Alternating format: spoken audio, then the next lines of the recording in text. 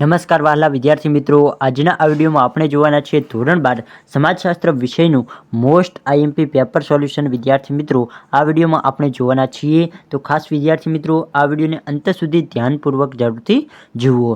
તો વિદ્યાર્થી મિત્રો, તમારા માટે આ બોર્ડ એક્ઝામનું એક મોસ્ટ ઇમ્પોર્ટન્ટ પેપર છે.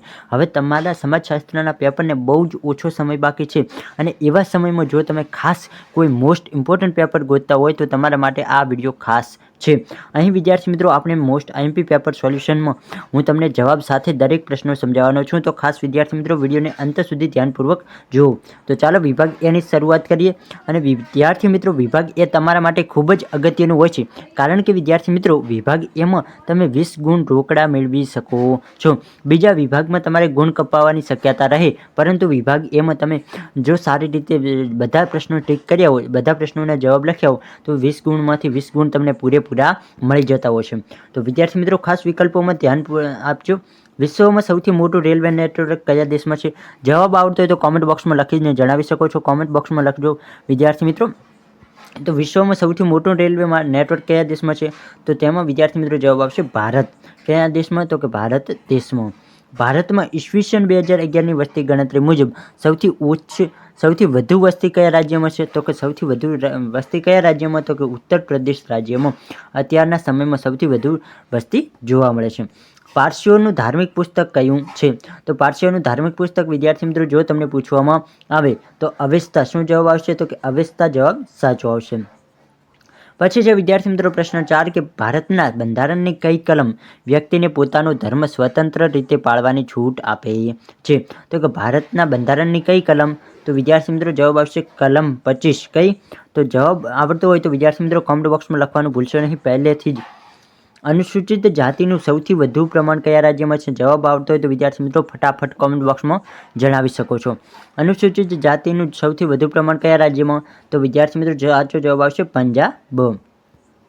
પછી છે પ્રશ્ન નંબર 6 કે ગુજરાતમાં અન્ય પછાત વર્ગ માટે 1972માં કયું કમિશન નિમાયું? તો 1972માં કયું? તો કે બક્ષી કમિશન.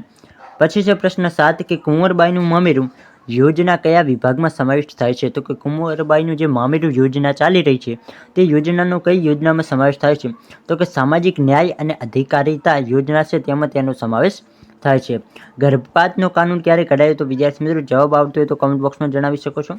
ગર્ભપાતનો કાનૂન ક્યારે કઢાયો? તો કે ઈસવીસન 1971માં. પછી છે 9મો પ્રશ્ન કે સંસ્કૃતિના તત્વોમાં આવતું પરિવર્તન એટલે ખાલી જગ્યા. તો વિદ્યાર્થી મિત્રો તેમાં જવાબ આવશે સાંસ્કૃતિક પરિવર્તન. તો કે સંસ્કૃતિના તત્વોમાં આવતું પરિવર્તન એટલે સાંસ્કૃતિક પરિવર્તન. પછી પ્રશ્ન નંબર 10 છે કે ઉદારીકરણમાં કઈ બાબત પર ભાર મુકાય છે? તો ઉદારીકરણમાં શેમાં ભાર મૂકવામાં આવે છે? તો વિદ્યાર્થી મિત્રો ઉદ્યોગ અને વ્યાપાર ઉપર.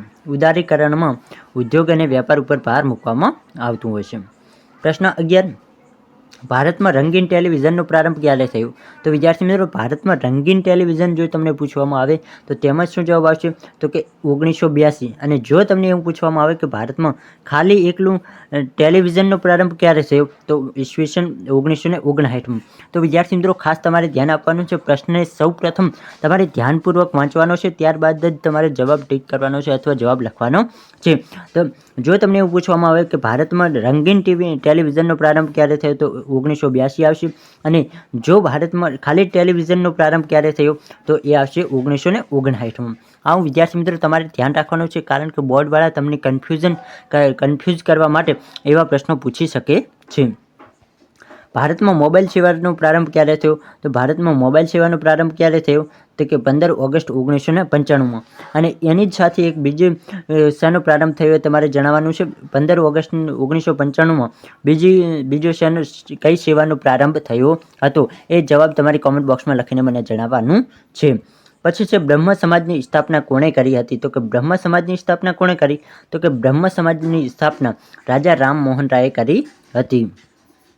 કયા આંદોલનનું પરિણામ જે તે પરિસ્થિતિને ટકાવી રાખવા માટેનું હોય છે? જવાબ આવતો હોય તો વિદ્યાર્થી મિત્રો ફટાફટ કોમેન્ટ બોક્સમાં જણાવી શકો છો.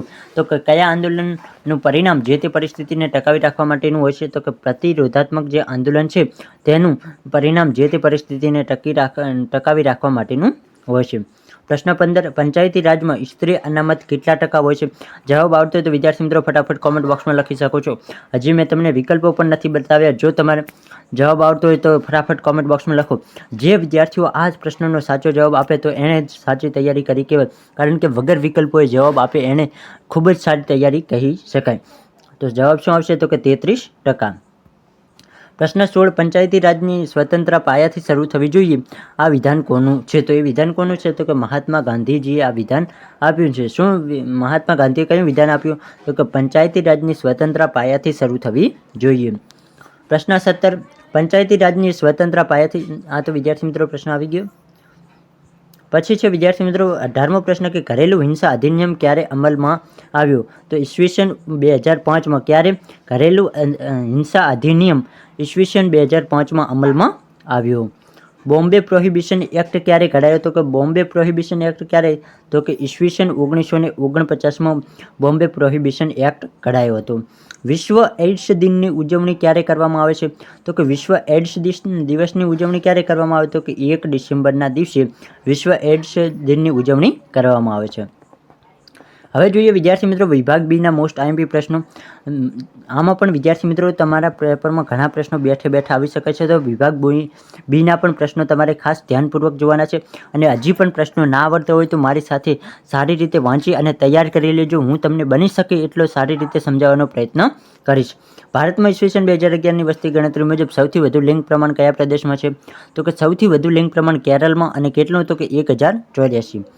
લોક સંસ્કૃતિના અંગો કયા કયા છે? તો કે લોકજીવન, લોકકલા અને કસબ એ લોક સંસ્કૃતિના અંગો છે. પછાતપણાનો અર્થ આપો. તો કે પછાતપણું કોને કહેવામાં આવે? તો કે પછાતપણામાં સામાજિક, શૈક્ષણિક અને આર્થિક રીતે પછાત વર્ગોનો સમાવેશ થાય છે. ફેક્ટરી એક્ટ ક્યારે ઘડાયો? વિદ્યાર્થી મિત્રો આ એક મોસ્ટ ઇમ્પોર્ટન્ટ પ્રશ્ન છે. ફેક્ટરી એક્ટ ક્યારે ઘડાયો?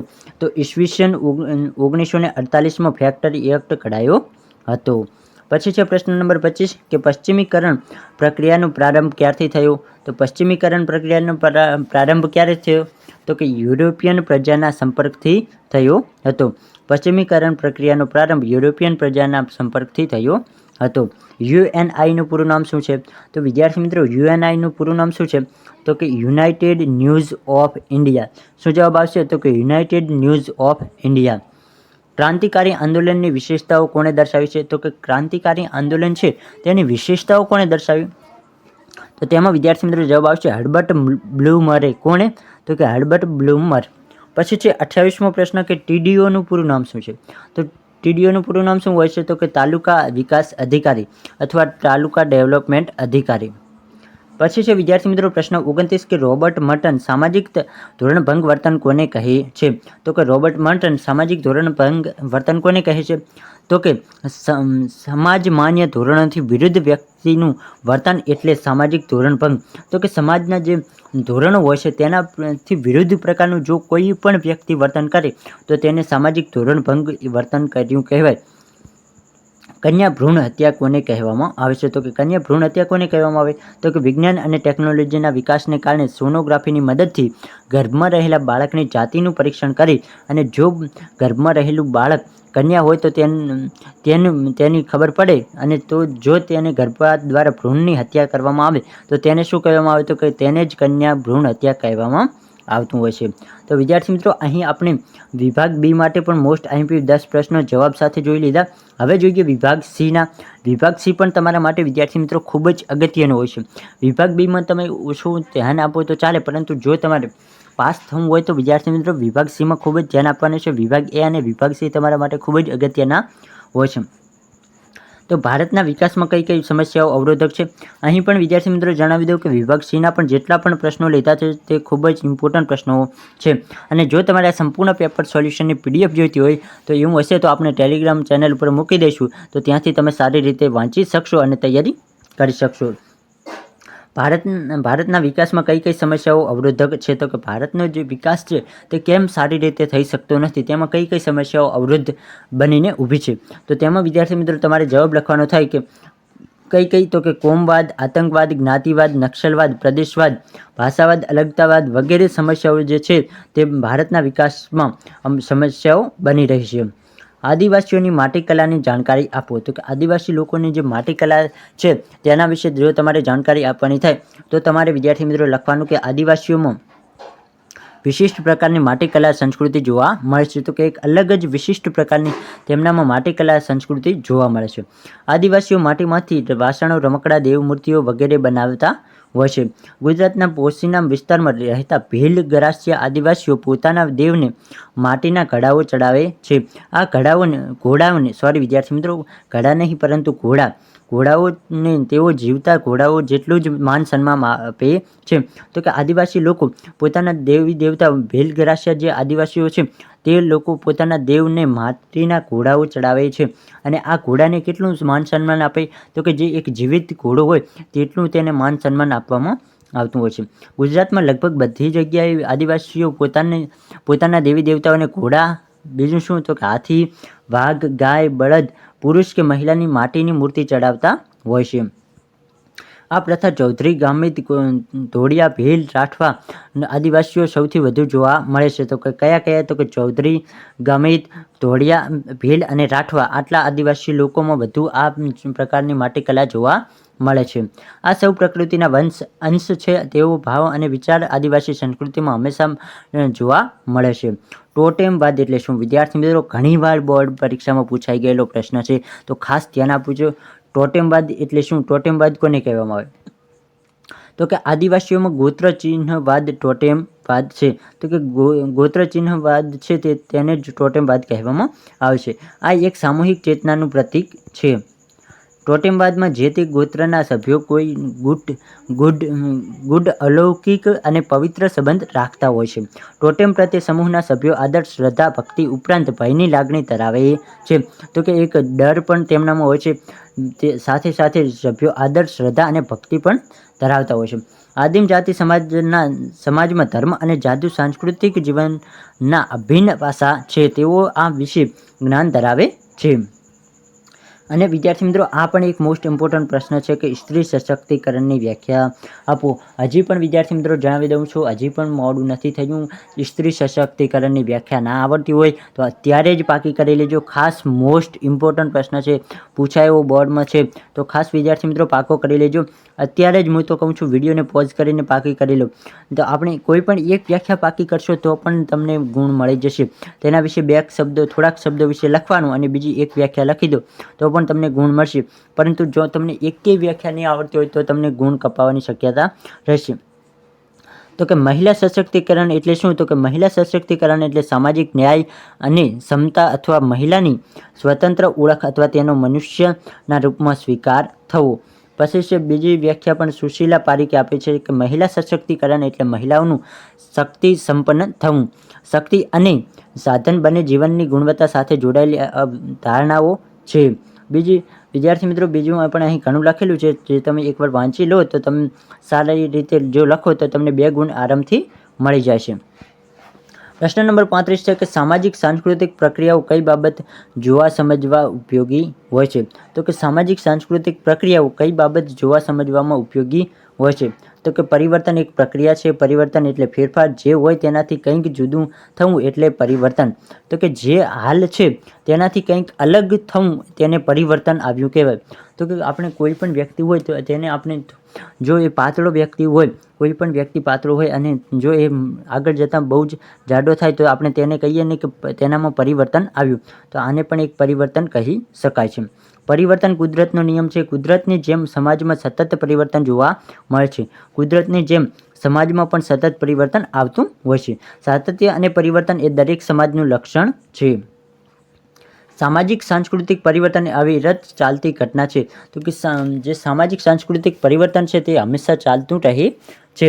આગળ જોઈએ વિદ્યાર્થી મિત્રો પ્રશ્ન નંબર 36 છે કે સંચારની વ્યાખ્યા આપો. તો કે સંચારની વ્યાખ્યા શું છે? તો સંચારની વ્યાખ્યાઓ નીચે પ્રમાણે છે. સંચારની પણ અલગ અલગ વ્યાખ્યાઓ આપી છે. તેમાંથી વિદ્યાર્થી મિત્રો હું તમને કોઈ પણ એક જણાવી દઉં, બાકીની તમે એકવાર સારી રીતે વાંચી લેજો. તો કે એડવર્ડ એમરીએ સંચારની વ્યાખ્યા આપતા જણાવ્યું છે કે સંચાર એ માહિતી, વિચારો અને વલણોને એક વ્યક્તિથી બીજી વ્યક્તિ સુધી પરિવર્તિત કરવાની કલા છે. તો કે સંચાર કોને કહેવામાં આવે? તો કે સંચાર એટલે માહિતી, વિચારો, વલણોને એક વ્યક્તિથી બીજા વ્યક્તિ સુધી પહોંચાડવાનું કામ કરે છે. તો કે આપણી પાસે કોઈ સંદેશો કે માહિતી છે તેને આપણે બીજા વ્યક્તિ સુધી પહોંચાડવાની હોય તો અને બીજા વ્યક્તિ સુધી માહિતી પહોંચે તો તેને શું કહેવામાં આવે છે? તો તેને જ સંચાર માધ્યમ કહેવામાં આવે છે. બીજી વ્યાખ્યાઓ વિદ્યાર્થી મિત્રો અહીં છે, તમે એકવાર સારી રીતે જોઈ લેજો. સામાજિક આંદોલનના પ્રકારો જણાવો. તો કે સામાજિક આંદોલનના પ્રકારો કેટલા? તો વિદ્યાર્થી મિત્રો સામાજિક આંદોલનને કોઈ એક ચોક્કસ શ્રેણીમાં મૂકવા ઘણું મુશ્કેલ છે. તો કે સામાજિક આંદોલન જે છે તેને કોઈ એક ચોક્કસ શ્રેણીમાં મૂકવું ઘણું મુશ્કેલ છે. તો તેના પ્રકારો આપણે જોઈ લઈએ. સુધારાવાદી સામાજિક આંદોલન, ક્રાંતિકારી સામાજિક આંદોલન, પ્રતિરોધાત્મક સામાજિક આંદોલન અને વિરોધાત્મક સામાજિક આંદોલન. તો ટોટલ કેટલા પ્રકારો છે? તો કે સામાજિક આંદોલનના ટોટલ 4 પ્રકારો છે. સામાજિક આંદોલનોને તેની લાક્ષણિકતાઓને આધારે જુદા જુદા સમાજશાસ્ત્રીઓએ જુદી જુદી રીતે વર્ગીકૃત કરેલા છે. તેમ છતાં વિશ્લેષણાત્મક દ્રષ્ટિએ જોઈએ તો સામાજિક આંદોલનના મુખ્ય કેટલા પ્રકાર પડે? તો કે 4 પ્રકાર પડે છે. પછી છે વિદ્યાર્થી મિત્રો 38મો પ્રશ્ન કે ગ્રામ સેવકની કામગીરી ટૂંકમાં વર્ણવો. તો ગ્રામ જે સેવક હોય છે, ગ્રામ સેવક હોય છે તેની કામગીરી શું હોય છે? તો કે તેને ગ્રામ વિકાસ અધિકારી કહેવામાં આવતું હોય છે. તો તે ગ્રામ સેવકને બીજું શું કહી શકાય? તો કે ગ્રામ વિકાસ અધિકારી પણ કહી શકાય છે. જે પંચાયતની જુદી જુદી યોજનાઓ તૈયાર કરવામાં મદદ કરે છે, વિભિન્ન વિકાસ કાર્યક્રમો વિશે જાણકારી આપે છે, કૃષિ માટે લોન મેળવવા ખેડૂતોને મદદ કરે છે. આ અધિકારી બીજ અને ખાતર જેવી વસ્તુઓ મળી રહે તે માટે પ્રબંધ કરતો હોય છે. આધુનિક કૃષિ પ્રણાલી વિશે ખેડૂતોને માહિતગાર કરે છે. યુવા અજંપો એટલે શું? તો વિદ્યાર્થી મિત્રો યુવા અજંપાનો અર્થ તમારે આપવાનો થાય તો તમારે લખવાનું રહેશે કે યુગ પરિવર્તનના સ્પર્ધાત્મક સંજોગોમાં યુવાનોના જીવનમાં ઈચ્છાઓ, અપેક્ષાઓ કે ધ્યેય પ્રાપ્ત કરવાના માર્ગમાં કોઈ અંતરાય કે અવરોધ અનુભવે ત્યારે તેની અસર તેમના માન સપાટ પર થાય છે. યુવા વર્ગના માનસમાં ધ્યેય પ્રાપ્તિની અને વંચિતતાની જે અસર ઉદ્ભવે છે તેને અસંતોષ કહેવામાં આવે છે. તો કે યુવા વર્ગના જે માણસમાં ધ્યેય પ્રાપ્તિની અને વંચિતતાની જે અસર ઉદ્ભવે છે તો કે અત્યારના યુવા વર્ગ છે તેમને ધ્યેય પ્રાપ્તિમાં બહુ જ એટલે કે ધીરજ નથી રાખી શકતા. વંચિતતાની જે અસર ઉદ્ભવે છે તો કે તેમનામાં ધીરજ તે બહુ જ ઓછી જોવા મળે છે. તેમને બહુ જ જલ્દી કોઈ પણ કાર્યમાં સફળતા તેમને બહુ જ જલ્દી જોઈતી હોય છે. તેને અસંતોષ કહેવાય છે. યુવાનોનો આ અસંતોષ એટલે યુવા અજંપો. તો કે યુવાનનો જે આ અસંતોષ છે તેને જ યુવા અજંપો તરીકે ઓળખવામાં આવે છે. પ્રશ્ન નંબર 40 છે કે સામાજિક સમસ્યાની વ્યાખ્યા આપો. તો સામાજિક સમસ્યાની વ્યાખ્યા શું છે? તો કે વિદ્વાન રિચાર્ડ સી કુલર અને રિચાર્ડ માયર્સ સામાજિક સમસ્યાની વ્યાખ્યા આપતા જણાવે છે. તો તેમણે શું વ્યાખ્યા આપી છે? તો કે સામાજિક સમસ્યા એટલે વ્યવહારના એવા પાસાઓ કે પરિસ્થિતિઓ જેને સમાજના કે સમૂહના નોંધપાત્ર સંખ્યાના લોકો અનિચ્છનીય ગણતા હોય. સમાજના આ નોંધપાત્ર સંખ્યાના લોકો એવી માન્યતા ધરાવતા હોય છે કે આવી અનિચ્છનીય પરિસ્થિતિને નિવારવા માટે અને સમસ્યાના વ્યાપને ઘટાડવા માટે સુધારાવાદી નીતિઓ, કાર્યક્રમો અને સેવાઓની આવશ્યકતા ઊભી થાય છે. આ રીતે વિદ્યાર્થી મિત્રો તમે સામાજિક સમસ્યાની વ્યાખ્યા લખી શકો છો.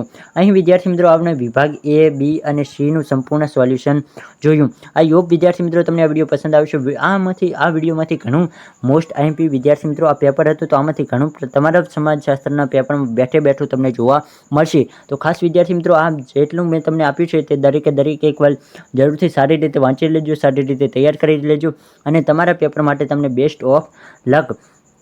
હજી વિદ્યાર્થી મિત્રો તમારા માટે બીજા વિડીયો પણ આવવાના છે તેને પણ તમે જોઈ શકો છો. હજી બીજું પણ તમારા માટે મોસ્ટ આઈએમપી પ્રશ્નોના વિડીયો આવવાના છે. તો ખાસ વિદ્યાર્થી મિત્રો ચેનલને સબસ્ક્રાઇબ કરીને રાખજો. ફરી મળીએ કોઈ નવા વિડીયોના નવા ટોપિક સાથે. ત્યાં સુધી આવજો.